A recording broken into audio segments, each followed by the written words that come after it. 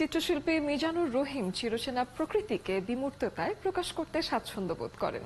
প্রকৃতির নানা উপাদান শিল্পীকে অনুপ্রাণিত করেছে ছবি আঁকতে।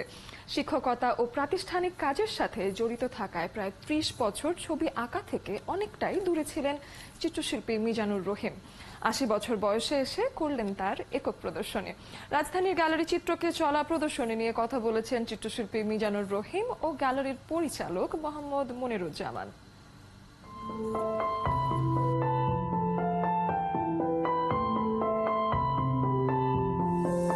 বিশ্ববিদ্যালয়ে অনেক বছর চাকরি করেছি, ৪০ বছর, এবং শিক্ষকতার পাশাপাশি প্রশাসনিক অনেক কিছু দায়িত্ব পালন করার কারণে প্রদর্শনীর জন্য ছবি আঁকা বা ছবি এঁকে প্রদর্শনী করবো সেরকম সুযোগ হয়। তবে শিল্পকলার সঙ্গে যুক্ত ছিলাম সবসময়, নানানভাবে ছবি এঁকেছি, নানান প্রয়োজনে এঁকেছি।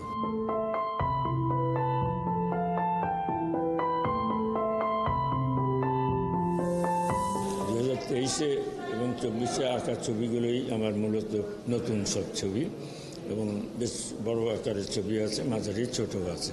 তার সঙ্গে আমি বেলজিয়ামে ছিলাম ৭৫ সাল থেকে ৮০ সাল পর্যন্ত, ১৯০০। তখনকার আমার কিছু ড্রয়িং এবং লিথোগ্রাফির কাজ এই প্রদর্শনীতে রেখেছি।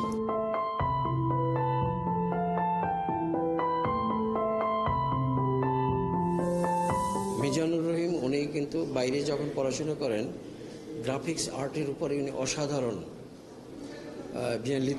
লিথোগ্রাফি উনি অসাধারণ। তার কিছু নমুনা এই এক্সিবিশনেও আছে।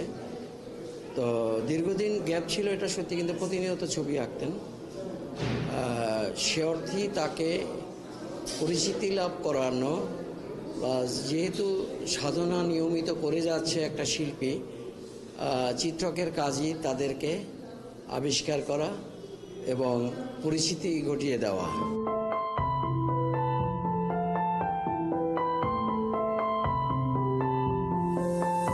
মানের রং মিশিয়ে আঁকার চেষ্টা করেছি এবং বেশিরভাগ ক্ষেত্রে সেটা হয়তো বিমূর্ত আকার ধারণ করেছে, কিন্তু আমি যা বলতে চেয়েছি সেটা আমি মনে করি কিছুটা আমি পেরেছি।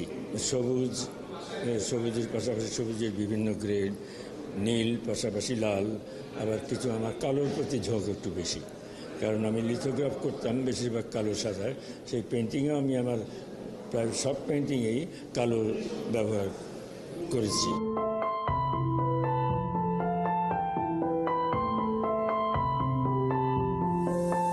চিরচেনা যে প্রকৃতি, সেই বিষয়বস্তু নিয়েই সব শিল্পীরাই কাজ করে, তিনিও তার ব্যতিক্রম নয়। তবে তার ড্রয়িং, বিশেষ করে একটা রুমে শুধু তার ড্রয়িং এবং লিথোগ্রাফ এগুলোই ডিসপ্লে করা হয়েছে। ড্রয়িংগুলো দেখলে মনে হয় যে শিল্পীর বেস কত মজবুত ছিল।